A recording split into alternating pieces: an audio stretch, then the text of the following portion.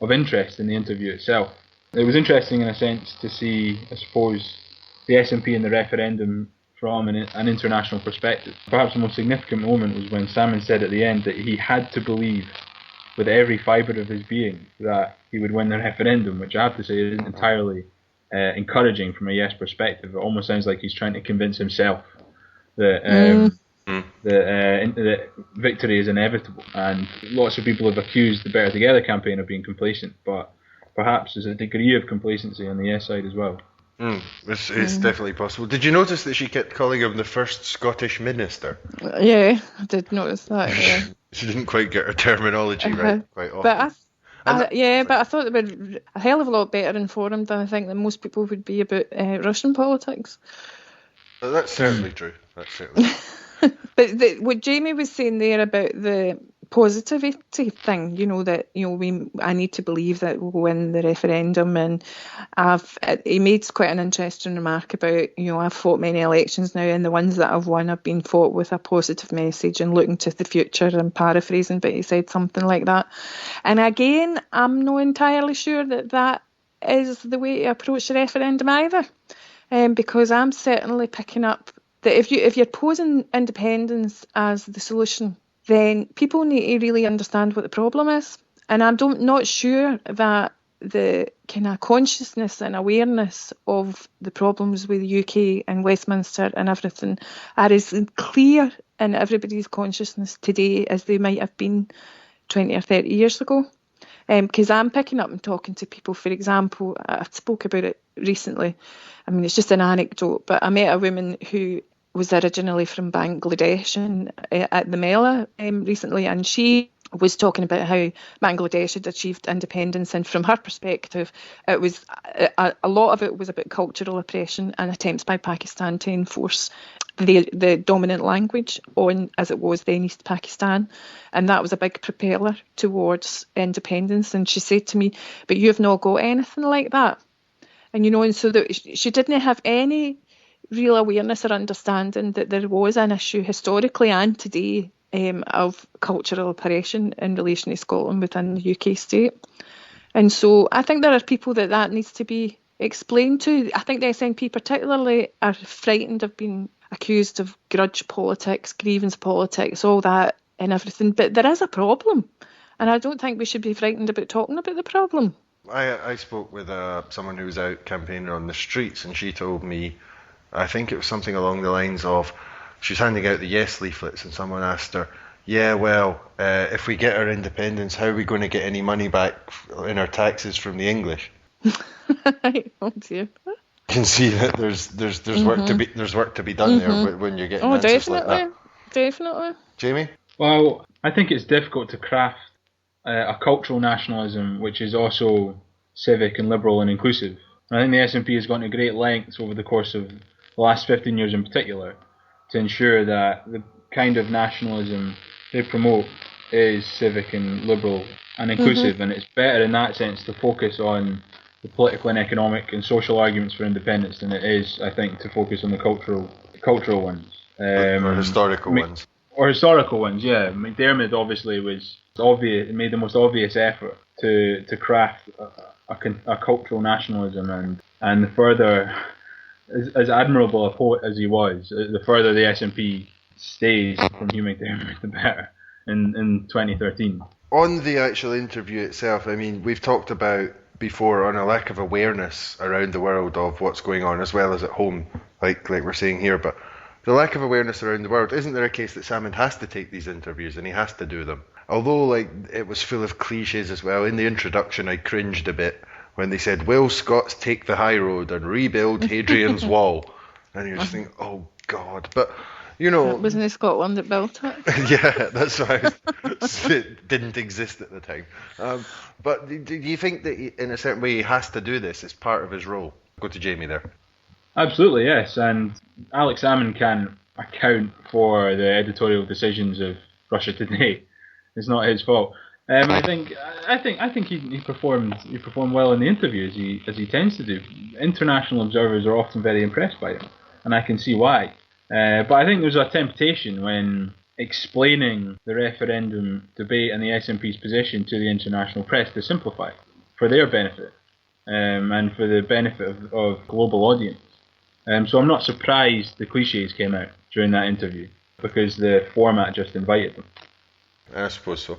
And something that we hinted at there, both of you, so I'd like to ask you both this question and then throw in another one, sort of American government style, throw in a rider.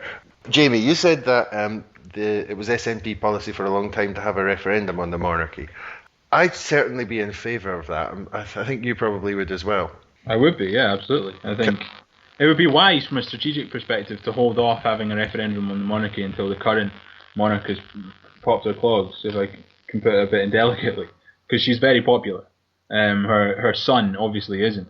And I think in the years following a yes vote, once we'd had this sort of broad and inclusive discussion about what kind of Scotland we would like to see and what sort of constitution we would like to underpin a newly independent Scotland, there might be a new atmosphere, one which was more conducive to a genuinely democratic republic. But I would hold off for the time being until we had King Charles rather than a Queen Elizabeth II. Until he opens his mouth a couple of times. Exactly. The man has already admitted that he's going to be a meddling monarch, that he's going to be a political monarch, and that would just be disastrous, and it would undo all the hard work his mother has done. So, I mean, we should, as Republicans, be delighted at the prospect, really, of a King Charles. Yeah, I had an article up about him last week with some of the stuff he's done, or is rumoured to have done, regarding trying to push alternative treatments onto people with the NHS or some of the groups he's involved in, trying to get like homeopathy, and my favourite is the coffee enema. He apparently he's involved in a group that supports having a coffee. He believes that washing your arse with coffee can cure cancer. Who are we to say he's wrong? He is, after all, the heir to the throne. Well, the best response I got to it was with or without sugar. But I thought that was good.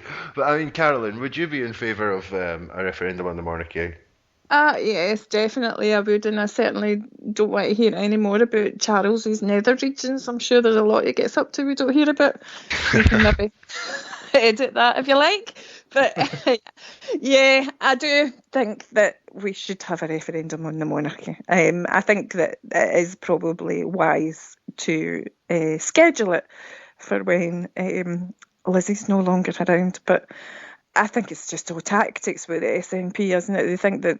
They think they're quite popular just now, and there's the whole royal baby thing, and the UK state is obviously in full flow since the Jubilee particularly, and the Olympics and the baby and the Commonwealth Games and the First World War bloodbath celebrations, and people are going to be bombarded with all that stuff. But I definitely think so. But I think there's a bigger question. It's not just about the monarchy, and I do think that this needs talked about more as well, because where does the prerogative go?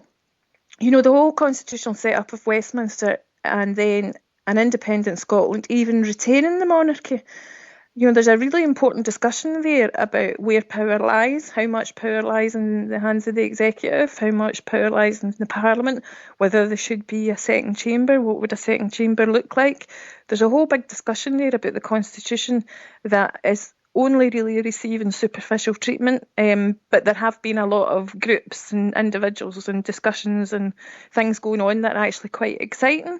But I would like to see more coverage of that, in the mainstream media. For example, the Electoral Reform Society stuff, the Democracy Max, where the idea of a citizens' assembly as a second chamber came from in a collective way, because I think everybody individually might have an idea what kind of constitution they would like, but I think the key to it is that people collectively are involved in developing it. And so I'd like to see more commitments around that, around what the process would be of developing a new constitution, because it doesn't and shouldn't just replicate Westminster and transpose it up here. And I certainly wouldn't like to see the prerogative just duplicated in the Scottish Parliament, placing far too much unaccountable power in the hands of the executive. So I think there's a lot of discussion there.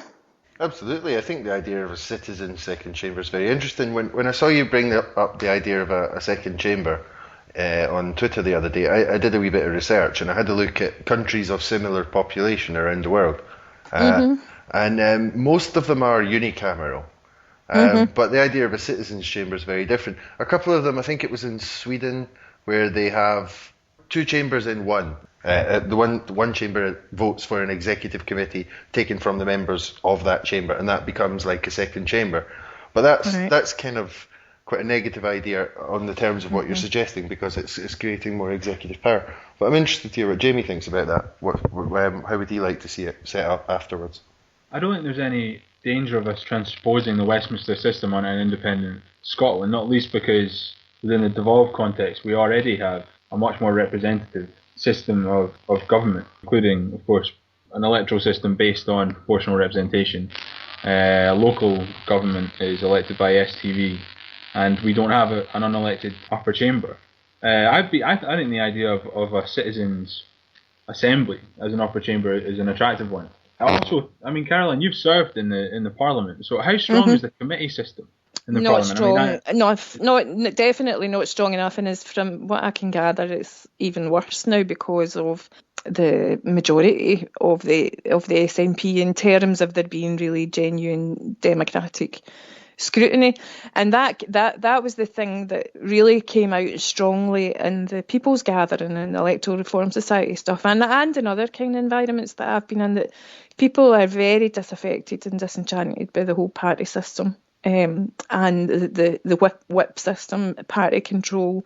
They do think that the original conception of the Scottish Parliament of being a wee bit more pluralistic, democratic, where the committee system would really work to challenge the executive on non-party political lines hasn't come to fruition, and that they couldn't see a second chamber that was also political, even elected, where people would form around political parties would just end up being controlled by the parties themselves, whether they had a majority or whatever. People are very suspicious of it. So the Citizens' Assembly idea came from the idea of more like jury service, and where it would be inbuilt that it would be representative of the Scottish population and wouldn't be subject to the same party political control, and would be a check. I think there's a big discussion about how much power it would have, which would be the most powerful chamber. I think there's a whole lot of discussion there, but certainly people wanted something that avoided what they perceive as being people standing on the basis of one thing and saying they're going to be, outspoken, they're going to be autonomous, they're standing for particular policies, but, they'll challenge, blah, blah, blah, and then they get into the Parliament and they do what they're told. People are really, really resistant to that and want something to check it, like a kind of more participatory democracy. I don't think people see it as the panacea to all our democratic ills, but see it as one way of getting a democracy that's more vibrant than the current system. Jamie? And a citizens' assembly functioning as a second chamber in the Scottish Parliament is, I think, the sort of thing we'll be able to think about if we were having a serious debate about whether or not we want a monarchy. It's the sort of idea that would be thrown up in discussion about turning Scotland from a hereditary, albeit constitutional monarchy in a genuinely democratic republic. But it is a very interesting idea. I've got a bit of history with this. It's an idea I'm actually quite sympathetic to. I was down in Westminster one time, and we had to meet, I'm not going to name names, but let's just say it's a currently serving Labour MP. And an idea very similar was put to her. I've narrowed it down. But an idea was put to her that, like you said, Carolyn, a group of, say, for example, 10% of the number of MPs were chosen at random for voting and studying each bill, and they would become part of the vote in the division lobby. And I had a little problem with the idea in the sense that I think that something like that would be very hard to administer. I think now, in a more kind of technological based society, it's become much easier to maybe to organise something like that. But this was quite a while ago. This was about 15 years ago, and so I had a bit of a problem with it on that. But her response to it was so negative that I actually started to sort of support it, because what she said was, well, it's a nice idea, but You can't expect ordinary people, ordinary